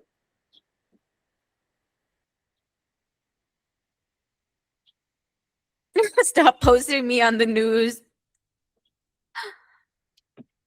But like, I'm surprised. Why didn't they try to arrest you like they did to Joe Gritz, like for all this? Because I got the case president on this. Remember? Yeah, I feel like they pick and choose who to bully because they know some people can beat the case and some people can't. Do you want to see something hilarious about the update on Aaron Perota? Yeah, it says, "Do you know? Does she know you? No, not personally." So listen, what happened? Look at this. I hope I have it here. So I went back and printed some more up and seeing what happened. I wanted to see what happened with the results of her request. And she didn't show up to her own hearing, dismissed by the judge. Which one? That one that we just read. Parada? Or yep. So the orders are in effect that says that you can't post about them? No, well, it was ex parte at one point on hers. Her specific case, like I said, she didn't show up to the hearing. But what about the other ones? She was the applicant, so they dismissed it. So now, I don't know, I just posted too, your viewers can go look recently. Now, well, it'll be recent by the time you put this up, but I just posted my protection order request on this woman because it turns out she was the one harassing my daughter and I, it appears online, and threatening us with death threats under a pseudonym Facebook page. We linked her to it through her personal YouTube that she used to put a link on her fake Facebook from. But just to clarify, And this is the same one. She was doing that fake Facebook stuff while she was asking for that. But like the ex parte orders included the conditions of not posting, or the court Yes. never. And I didn't stop, and I didn't take them down. And then but the ones after that didn't include that.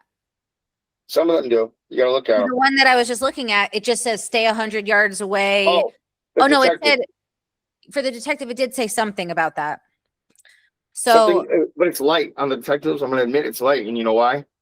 Why? Right before the detective one dropped, I dropped all those protective orders. That I had like 9, a stack of 9. If you go through my reels, you can see the posts about it. But I found out about all those protective orders. Some of them I didn't even know about. You know, a lot of them. And I'm like, what the hell? And they were all being approved and like misdelivered or not delivered. And then sometimes they were signing that they delivered them. All the addresses I haven't been at in over 3 years. And weird stuff when the court has my address. And it's fucking crazy. And so the detective already knew that I called out all those other ones. And you look at all the older ones, you know, from a couple months ago and so on and so forth. Those were actually shown to it gave him an idea not to have that in there because I've been going hard on the First Amendment stuff, like how wild and unconstitutional those orders are, you know.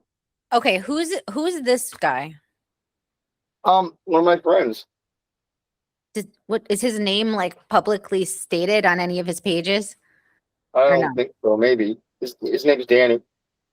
Okay, because I wanted to talk to him. I've been trying to get in touch with him to see about having him on, but I saw when I was Googling you before that he posted recent videos with you trying to hand stuff out and all this stuff and whatever. But I also pulled up this, so let me change this. So this is your page. So what do you want to show? Oh, I can't even see really. You got your reels and you don't have any pinned reels. Yeah, those top 3 are pinned. Okay, so All right, how can I help you here? Oh, in case you didn't hear me, I was picking up a little. okay, so what's this? it's the conversation with detective secondary. But I'm Detective Palatiello from the Bridgeport Police Department, and this is Mr. Erickson, correct? Yes. All right. I just wanted to make contact with you. I was assigned to investigate a violation of protective order that took place on the 8th of June. Are you familiar with that incident?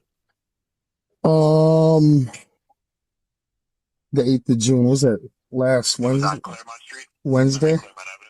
Yeah, there was a response from police there. They wouldn't tell me, clarify what was going on. Okay. Just so you know, I saw, because I've been talking to other people, and I saw that you posted some stuff online about, not knowing when you had a protective order or not. Is that correct? Yeah, I think there's a video up there of that. Yeah. So I went over that, and I was talking to the officers on scene. But I just want you to be aware that there is a protective order in place. Were you served with any sort of paperwork? Absolutely not. Okay. I wouldn't purposely violate it. I wouldn't go, I wouldn't have went. Yeah, I was called over to that area actually by Recchia. He was doing a story at the church already, but I was scheduled to do the next story with him, and he had us meet him there. All right. Since you weren't served or anything, and you didn't go to the court date, I believe it must have been an ex parte order. And what they have to do is they have to make an attempt to serve it. Yeah, I'm sure there'd be a service on the record somewhere, and there couldn't possibly have been even a boat service because there wasn't. I would, I love my day in court. I mean, I don't know if you did any research on me. No, I get it. Yeah, I would have loved to have him on the stand. Even if they don't serve it, it's still in effect because it's technically an emergency order, and a judge granted that. Well, when was it granted? What's that? When was it granted? Because it's only it's only granted for 14 days, Date of issue was the 3rd, June 3rd. June 3rd?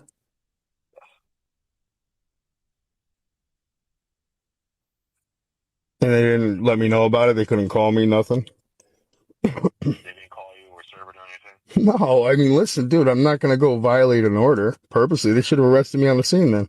They're going to get a warrant? You think GA2 is going to be happy about that? You know what? I'm investigating it. I don't want to be a dick. You know what? I'm going to keep it real with you. Let me stop being a dick because you've been totally upfront and respectful. I'm so sorry. Yep. Go ahead. No, I shouldn't even be talking that much, but I just think it's a little ridiculous if I wasn't aware I should be made aware. Yeah, I'm gonna let you know what's going on. Typically with these orders, you will get a court date to, defend yourself, and so you should get a court date pretty soon, either by mail or something else. But let me tell you the stipulations of the order. Can I go So and you get? don't violate them. Okay, that's good. That's a great start. All right, so you got to surrender all firearms. I don't know if you have any or not. Do not assault, threaten, abuse, harass, follow, interfere with, or stalk the protected person. Stay away from the home of the protected person and wherever the protected person shall reside. Do not contact the protected person in any manner, including by written, electronic, telephone, and do not contact the protected person's home, workplace, or others. Stay 100 yards away from the protected person. There's also further info on this that the respondent is to stay away from the applicant's place of worship, the United Methodist Church at 110 Claremont Avenue, Bridgeport, Connecticut, and stay away from the applicant's place of employment, University of Bridgeport, Connecticut. Respondent shall not author, tag, or disseminate disparaging comments to the applicant, and in position as pastor served on 5/23/2026. I'm not sure. Yeah, that seems like it's not out. It's out of date then. There was no ex parte in place. Yeah, I'm not sure. It says it was served on 5/23. I'm just looking at it Oh, now. yeah, no bueno. But it says it was issued on 6/3. So I'm not sure. You know what that means? That tells me exactly. That's 14 days. So they tried to serve it. They said that they served it, which was not true, on the 23rd. And then 14 days, there was a hearing. That's how the statutes go on. I've been in plenty of civil protective order hearings. You think that was your court date? 100%. That's 14 days, right? 23rd. Did you get any mail? No, not at all. Right. 23rd, 14 days. That's the third. Yeah, that should have been your court date. Yeah, so there's no way. They got to reapply. If you don't show up to the court date, though, it's granted. Check your But not if I wasn't served. Yeah. That's insane. To see what was going on and why you didn't get any. Yeah, there's just served or anything that's like that. not okay. I don't know. Maybe. So are we gonna have? Is there more on the end of that? I cut you off. So they served it on the 23rd. So what are we gonna do? Are we gonna get me a discretionary pass on this first one, or are we gonna go through the motions on it and see the legality of this? That's not something I can do. Or is this? Court order, as far as I know, is in effect. So you want me to go turn myself in? I got to speak with the prosecutor and all that to see what's going on with this, because I know there's a few issues with it. But I've got to figure them all out. And, this is my number and everything. I'll be in contact with you. But in the meantime, just, go through your mail, see if you got any sort of... I don't. I didn't receive... I know I'm very familiar about service. I should have got a... Okay, are you still there? Yeah. I Okay, was going to tell you, check your WhatsApp. okay. Seriously, it's going to give you some context of why. So the only one that disclosed anything about private information is him by filing that public affidavit. So go look at WhatsApp and that'll make sense what I just said. Okay. Yeah, and something that he said was interesting to me, and I just looked it up too, because Connecticut, like, they'll sometimes like change the law quietly in the middle of the night, or they'll change the practice book, and they just have this thing called the rules committee. And so it's like the law is constantly changing. Like you'll come out here and say to the public, hey guys, the law says you got to be served, and they didn't serve me, so it's invalid. The next day they'll go change the law that says you don't have to be served anymore. Like, this is the kind of stuff they do. So I was like thinking to myself, did they change something? Like, as far as I know, he's wrong. He says they have to attempt service. I thought that was a lie. So I checked. It says Connecticut law distinguishes between when an order legally exists, when the respondent was properly served, and whether the respondent can be arrested or punished for violating it.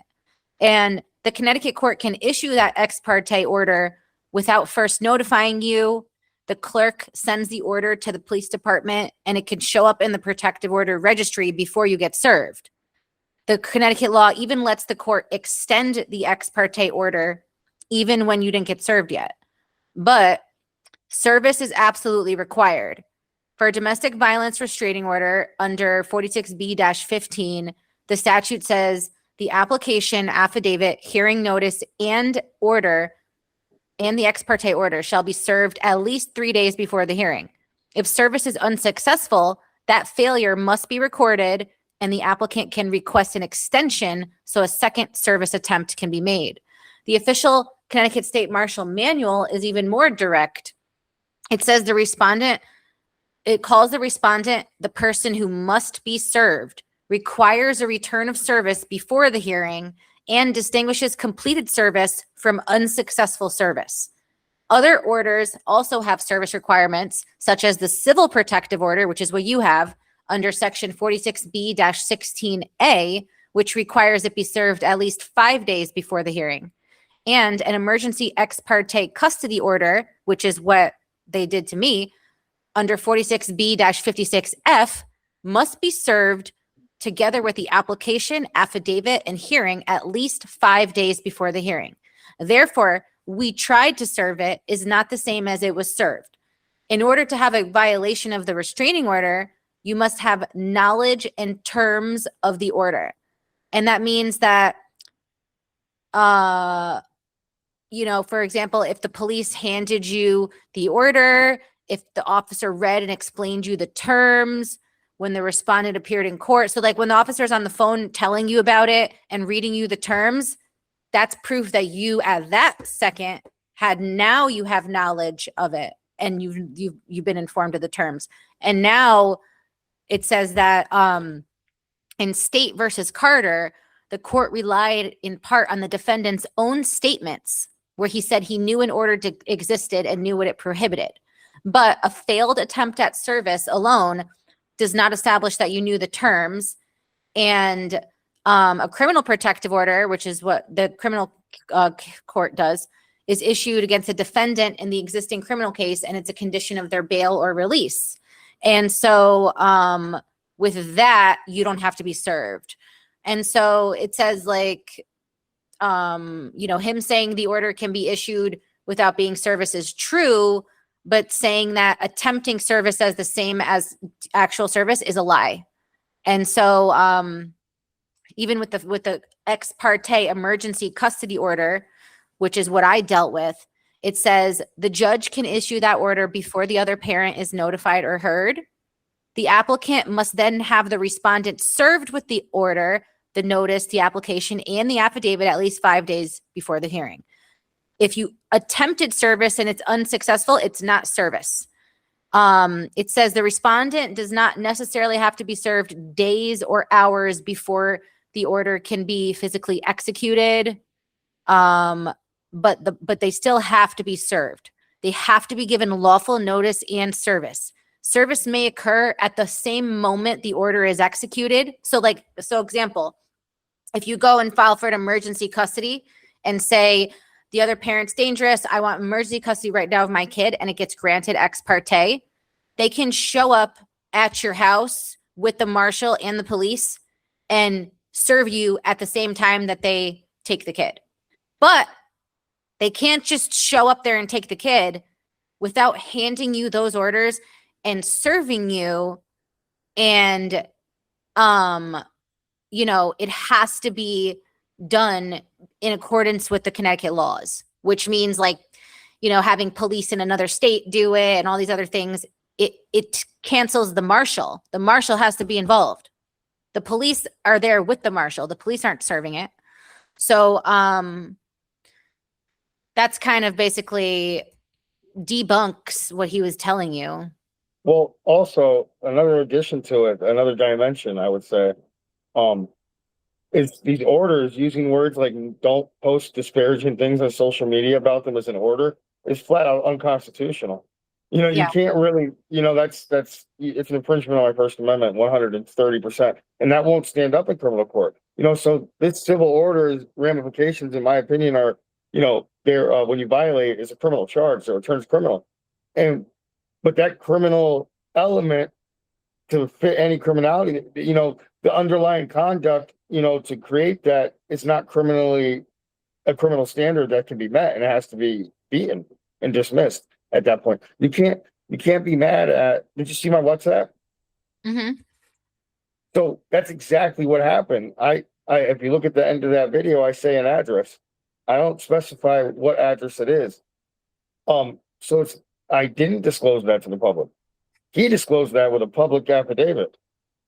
And Yeah. that's just the breadcrumbs that people got to put together on their own. And it's not I'm not there. That's clearly shows my intent isn't to cause some fear or anything, because if I did, I would have announced what that was and what was going on. Yeah, and if that was really the case, you would have been arrested for harassment or stalking or any of those things they're saying. The reason why they ran to the civil court and did it pro se without a lawyer, but used the police department address is because they knew what they're doing is sneaky. I would be shocked if the Bridgeport PD even knows about this. If the chief of police, internal affairs, whoever their administrative people are, they probably have no idea that they even did this. These cops are just going and applying pro se and then asking the court to grant these ridiculous orders when all they really care about, oh, I fear for my life, I fear for my life. They don't fear for their life. They just want you to be restricted from posting so that if you post them, now it's a felony. Now it's a felony and now they can arrest you. And so it's like just crazy. And the other girl I know, the state police Troop F did that. And they said the same thing. Both officers applied for TROs pro se, showed up without lawyers, and they put the police department address, but they applied for it in their personal capacity, not as an officer. And that's what these ones did to you. So, and again, it's such a violation of First Amendment where freedom of the press, freedom of speech, freedom for peaceful protest, like all of those are First Amendment. Then you get in Second Amendment. I just want to add, I haven't stopped posting to any of these people that you're talking about. Well, I mean, like that's part of like fighting, because it's like if you're saying like I'm challenging this and let's say they arrest you again, well, you get arrested, you fight it, and then maybe you make a precedent because of your case, and like you get a good lawyer and whatever. But you know, it's just a lot of people don't have money or resources or support to sacrifice themselves like that. So it seems like you're kind of like willing to put yourself out there. The end of that detective one, I remember the posting part. I just remembered it in my head. I had to delete any identifying things within 72 hours of that order, and I've never told about the order. So I'm clearly violated. It's well over 72 hours, and those posts are all still up. I never delete anything. And they never got you arrested? I've been to court numerous times now, walking in and out. They know who I am at these courthouses down there. Walking by police officers saying hi. I have no warrants. Wow. Well, it's just crazy. And it's like, okay. I think that's 22 for him. And that's what I called the judge. Judge Holden is, I don't know if you look him up. He's one of the latest, the only judges to get suspended in a long time. And for some bullshit. Yeah. He's signing a lot of these. If you look at his name at the bottom, and he's weird. I've had a whole hearing with him, and he doesn't understand social media, and he's like 70 and 80, but he's cruising for a bruising with this one, like judicially. He's gonna get in trouble because I outed all those at one time, and I'm gonna catch him at one time in these hearings, and I still gotta file judicial complaints to really make it formal against him. But these are unconstitutional orders. You can't do it. You can't put prior restraint on my speech against public officials. That's weird. You know, wow. And so I called him captain. So here's the catch-22. I can't be violated, essentially. They're not, clearly. And so I called him Captain Anomalous and put him on like a superhero body because his orders are anomalous. They can't even be enforced. It's so funny how you said that was one of the last times a judge was punished, because that was in 2012. And back in like 2009, 2010, like the system was not like it is now. Like there would be no such thing as somebody going to jail for posting on Facebook. Like it just wouldn't happen. And so the fact that they're like going crazy about social media, it's like they're trying to silence people that are posting about corruption so that Connecticut seems like this great place, this, you know, cookie cutter, wholesome family place where you get to just have a nice place to raise your family. Like in reality, it's not. And then like a lot of people get caught up in the system where they'll get arrested or whatever, or they'll go through a divorce, and it's like you're shocked when you go in the system and you realize like it's not fair and they're violating the existing laws and all that stuff. And it says this judge was suspended because he waited 2 years to rule on a motion. That's funny. I got motions that's been waiting years longer than that. It's not getting ruled on. So I'm about to cite that case and apply for thing. But the Judicial Review Council is so corrupt that they throw away every complaint. So it's like, you know, but I still think that shouldn't deter people from making the complaints, because at least you can show that you like exhausted all of your possible remedies and then consider whatever else, lawsuit, things like that. Because then they'll say, well, you didn't do your administrative remedies and you didn't try the grievance panel and you didn't do this. Like, okay, but if you do it and it gets thrown out, now you can say you did it and you tried and now you're on to the next option. So is there anything you want the public and especially people in Connecticut to know and take from listening to you? And, you know, what's some words of advice that you have for anyone who's maybe in a similar situation or dealing with feeling like they're being targeted or harassed by law enforcement or things like that for activism? Well, it's real. The targeting exists, and it's not made up in your head, and it's not a conspiracy. So it happens. I've experienced it for almost a decade straight here, and it's not easy. So if you're taking a stand, pack your fucking lunch. It's the truth. They're gonna wear you down. They're gonna grind you down, court date after court date. This is all by design. It's the status quo. Where you can shake it up. I highly recommend. I highly recommend, and I want to put out an informational video about this actually.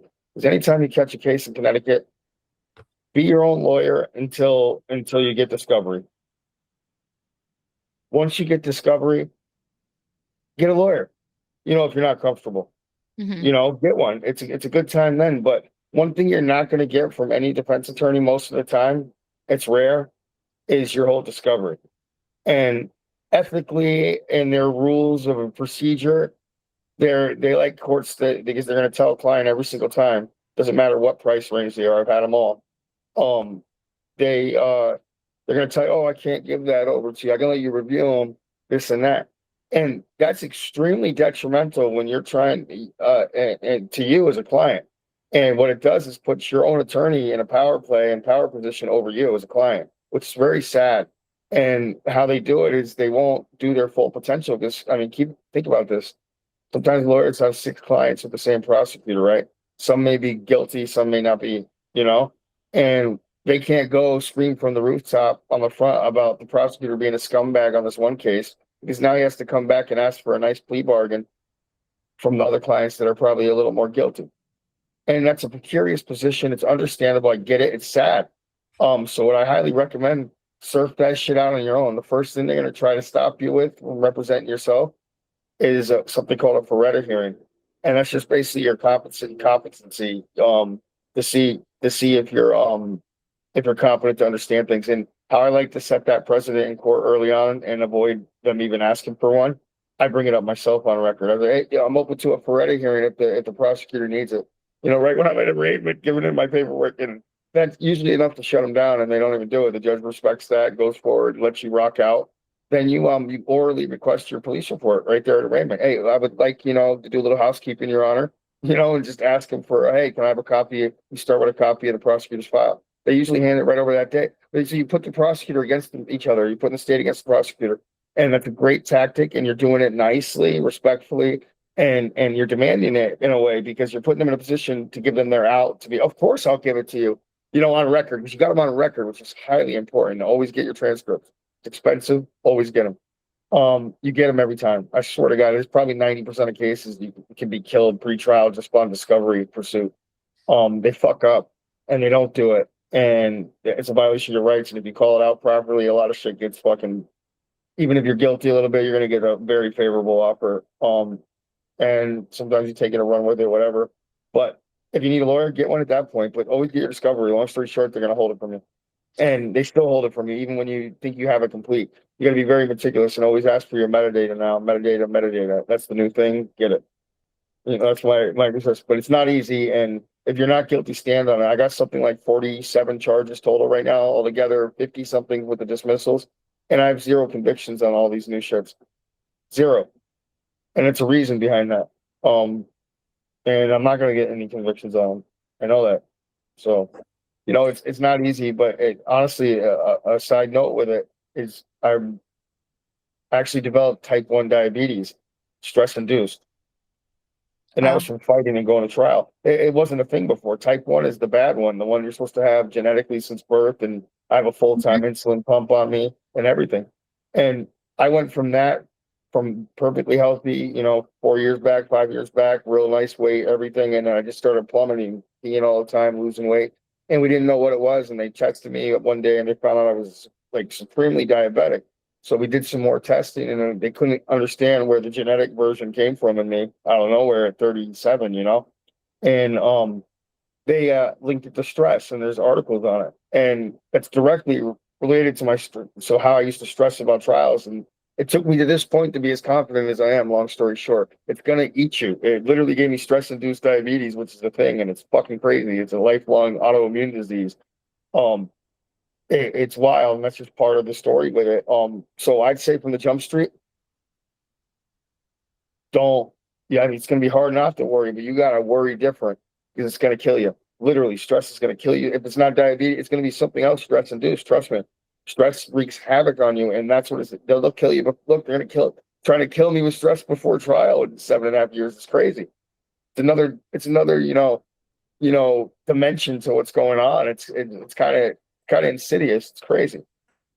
Yeah. And they know And this. you're They right. know about all this. Yeah, and you're right about the whole thing with the discovery, and like they don't want people to be pro se. And I think that you get treated differently if you go in there citing your rights, citing the laws. If they know that you know the law and you know what you're talking about, then it's harder for them to like push you around versus somebody who goes in there and doesn't know what they're talking about. And you're saying, oh, give me the police report right now. Like if they're not going to know to ask that and stuff like that. So a lot of people, they will get pushed to get a public defender or a lawyer, and then the court will say, okay, you want your discovery? Only your lawyer can have it. And if you want to see it, you got to go to your lawyer's office and look at it. And you can't take pictures. You can't have copies of it. You can only look at it with your lawyer supervising. And then it kind of, like you said, you don't get to see the discovery. You don't get to fully look at it, especially these public defenders working with the state. And then also I've heard people who ask to be pro se, and the state orders that they have to go spend like 60 to 90 days at Whiting Forensic Institute for the Criminally Insane and stay in there for like months to prove that they're like competent and able to go through all these mental things and stuff like that. Like they never said anything to me about proving like that I was able to be pro se, but I was also in law school and they knew that. So they weren't going to be like, oh, you don't know what you're doing. Cause I was like a year away from graduating. But I think that the regular average person who has zero knowledge of the law, they will really try hard not to give you your discovery, not to let you be pro se, and to push you hard to force you to get a public defender who then tries to push you to do a program such as the supervised diversionary program or the mental health program or any of these ones, which keeps you under the court's eyes for 2 years, 18 months, whatever. And then any little thing you do, they kick you out of that program and prosecute you. So, yeah, Kaltoff was like, oh, we'll just do this program, supervised program. I'm like, why would I say I'm guilty and take a program? I'm innocent. I want a trial. And now no trial. 3 years later, no trial. So, I mean, the fact that you have lawyers like right now and stuff, and you're still having like court dates and stuff. I don't think that you've never asked for the speedy trial, right? No, I'm considering that over the weekend, actually. Yeah, so they don't have like the deadline yet for that, but do you think they're going to actually give you a trial, or do you think they're going to probably throw it away? I think they're waiting for Perno to get out of being chief, and then they'll quietly dismiss it. I think that's what they're waiting for. Last word from them is you want to hear something interesting? So Bridgeport, one of my other cases, I'm going to send you the video. It's never been out yet. Can't put it out yet. One of the charges I had during the DCF case, believe it or not, I had a big battle over my phones entering in the courthouse because I was spotlighting corrupt marshals during that. And one of the marshals beat me on the outside of the metal detectors in the vestibule, attacked me, tried to steal my phones, which he didn't know, unbeknownst to him, are medical devices certified because they control my insulin. They didn't know that, so he's beating me for my phone on the outside of the courthouse. 12, like about 6 marshals, not to exaggerate, 5 or 6, and they took my phones and dragged me into the courthouse on my court date, mind you. This is my court date for the DCF matter, and this is they dragged me through the courthouse in front of there was city council members there, my lawyers coming down the stairs, watching me as I'm dragged away. They bring me to the hospital for my diabetes. They ripped my shirt up before they bring me to the hospital to expose that I had a pump on and other medical devices because I told them, I said, "You're sorry for this." And they ripped it up and showed it to the guy, the marshal. Brought me to the my lawyer met me at the hospital, and state troopers were pulling up there too. And they ordered, and I obviously didn't give a statement, and they ordered me released from the hospital, the judges, and told the marshals to get a warrant. Because you don't have a fucking arrest power. I mean, they're limited, and you can't grab me outside the courthouse for nothing. So, long story short, warrant comes out during that process while I'm still going to that. And a warrant comes out for assault on the marshal and trespassing at court on my court date. Amazing. And did he get arrested too? No, so they send me all this discovery. So I'm like, you know what? I have a lawyer on that one. I know Pattis. Pattis offered me $8,000. He's like, for $8,000, I'll take the new case. I'm like, nah, I think I'm gonna go pro se on that while I'm with you with this one. So they started merging the court dates, and we both were able to talk at the same time. It was amazing. Because it was separate dockets, and that's how the procedure works. And you're allowed to, so it was great. It was almost like co-counsel.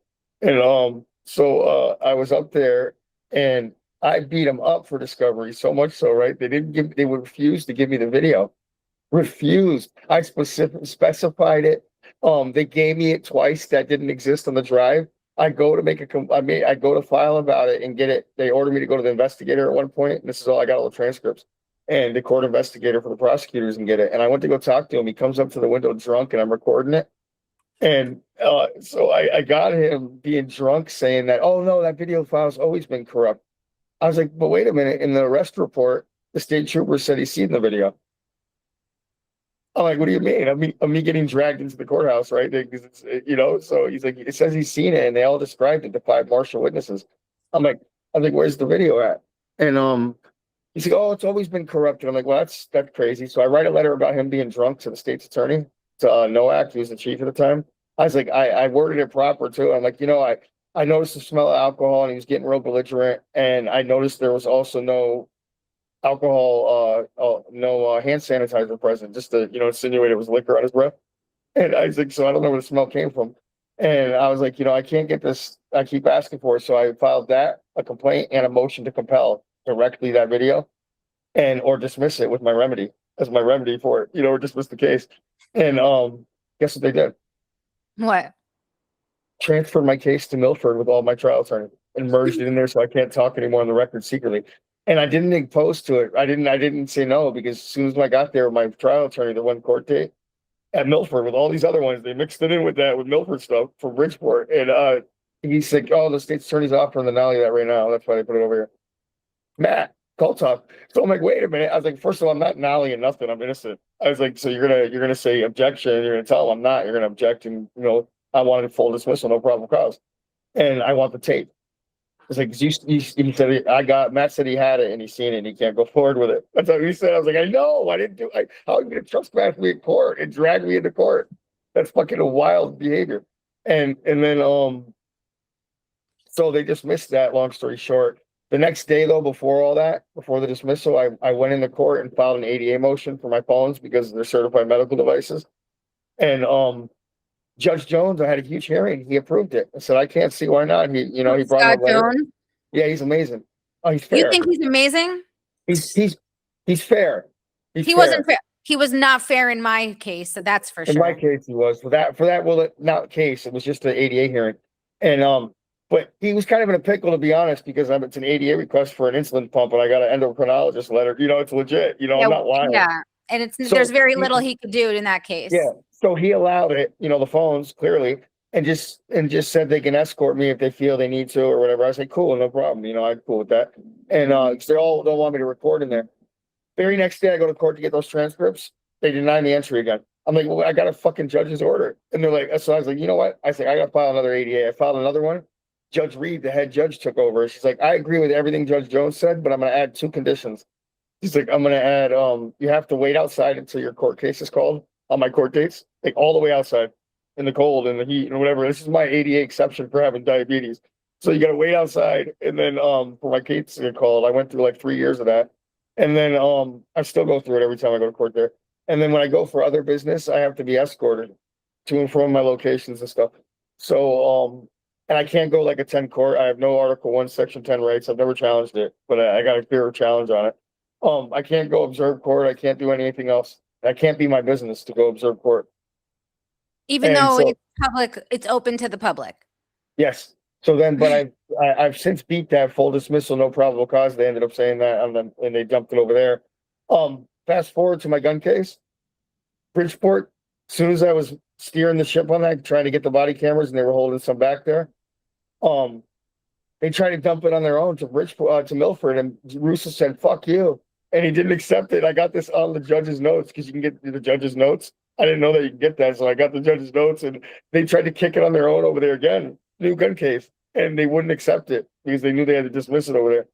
And then it was funny because before I just set the last trial date and had the last court date for all the Milford stuff, Matt came on his own to my lawyer and offered to take Bridgeport's again as an offer to me. And he's like, I'll nolly his gun charge too, but he has to do this, this, and this. I was like, hell no. I was like, they actually just offered me a better offer over there for that. You guys are weird. It's not a firearm, clearly, and you guys know this is not guilty. I was like, I'm going to deny that. I'm still pro se and I'm having some fun over there. I was like, I'll bring you in for the suppression hearing if I have to get to that, because I'm going to beat it on the merits of it not being a firearm. But if all else fails, he clearly targeted me with that body camera evidence. So I would get it all suppressed, the whole stop, So either way, it's a slam dunk. Like I said, over there, they're fucked. And even so, the first day of court there in gun court, I put a burner on my hip on the shirt.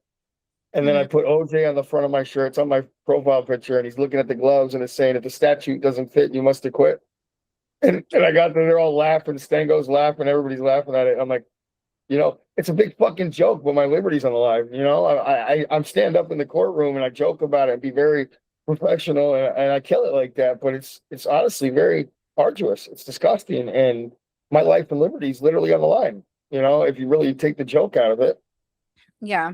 I don't know if you know a guy named Sam Magliari, but he's out of Stanford and he had multiple cases that were in Stanford. And then guess they got transferred to Bridgeport because Stanford had too many conflicts of interest and the prosecutor or whatever. So I tried helping the guy. He was also forced to go to Whiting. They injected him with things by force. He came out of there like a different person. Like it causes permanent psychological changes, what they force medicate you with.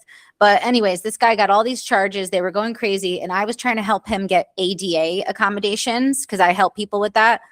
And I said to him, like, I'll help you fill out the thing. I'll call the ADA people. Judge, when we walk in the courthouse in Bridgeport, the marshal said he's not allowed to have a phone. Judge Reed said he can't have a phone. I said, is there a court order that you could show us that says that? Oh, no. I said, okay, well, here, because he says he wanted to make a call. I said, you can use my phone. They said, if you let him touch your phone, we're confiscating it. If he even so much as touches it, we're going to confiscate. Illegal, by the way, and they do this. Yeah. And then I said, okay, well, then he wanted a support person. He wanted me to be the support person, which is supposed to be allowed to stand next to you when you're in the court. And, they're not going to talk, but they're allowed to stand next to you. And also other things like accommodations that he had asked for. So we go back and forth. I talked to the ADA office. His accommodations are all granted. We tell them at the clerk's office in Bridgeport that day, they're granted, whatever. They said, okay, you're all set. Go to the courtroom. We go in a courtroom. Judge Reed said she doesn't care. She's not going to allow him to have his ADA accommodations and threatened to kick me out of the courtroom and wouldn't listen to anything that I said because she said that she doesn't care. No accommodations for him. And they were so mean. They were so vicious to him. And it was just terrible to witness. And I'm like, wow, I can't believe Like, how is it that you have a process for the ADA accommodations? It's granted by the ADA department of the judicial branch, which ADA is federal law. They can't deny Federal. I it. was going to say it's federal. Yeah, and it's in all states, and they can't deny it, and there's no immunity if they do. And for her to just not care and ignore it and just refuse to let him have his accommodation and force him to Well, go forward. You know, you want to know what the remedy is for that, honestly, and I hate to say it, and it's not easy. UFTA, and then you get it on record why.